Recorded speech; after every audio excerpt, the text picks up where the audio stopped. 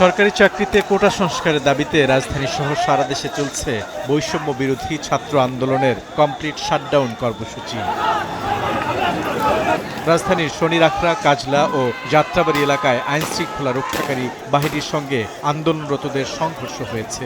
বৃহস্পতিবার সকালে শনিরাখড়া এলাকা থেকে আন্দোলনকারীরা মিছিল নিয়ে যাত্রাবাড়ির দিকে আসার চেষ্টা করেন। এ সময় তাদের ঠেকাতে আইনশৃঙ্খলা রক্ষাকারী বাহিনীর সদস্যরা কাঁদানে গ্যাস ও সাউন্ড গ্রেনেড ছোড়ে। এরপর দুই পক্ষের মধ্যে সংঘর্ষ শুরু হয়।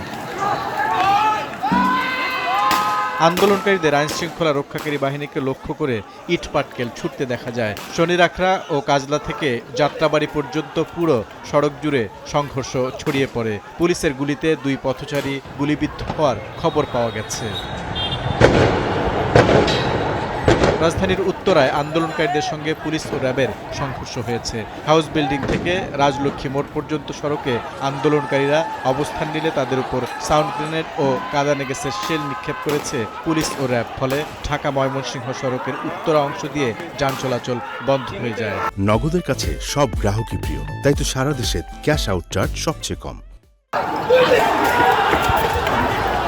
এদিকে রাজধানীর মিরপুরে আন্দোলনকারীদের সঙ্গে পুলিশের পাল্টা ধাওয়ার ঘটনা ঘটেছে। মিরপুর 10 নম্বর 2 নম্বর সড়কে আন্দোলনকারীরা অবস্থান নিলে পুলিশের সঙ্গে সংঘর্ষ শুরু হয়। ধানমন্ডিতেও আন্দোলনকারীদের সঙ্গে পুলিশের সংঘর্ষ হয়েছে। আন্দোলনকারীদের একটি অংশ রাজধানী গুলশানের গ্লোরিয়া জিন্সে ভাঙচুর করেছে। এছাড়াও রাজধানীর বিভিন্ন এলাকায় দোকানপাট সহ বিভিন্ন স্থাপনায় ভাঙচুর ও অগ্নিসংযোগ করেছে আন্দোলনকারীরা। এসব কর্মকাণ্ডে যুক্তরা কোনো শিক্ষা প্রতিষ্ঠানের ছাত্র নয় বলে মনে করছে পুলিশ। বুলবুল রেজা, সময় সংবাদ, ঢাকা।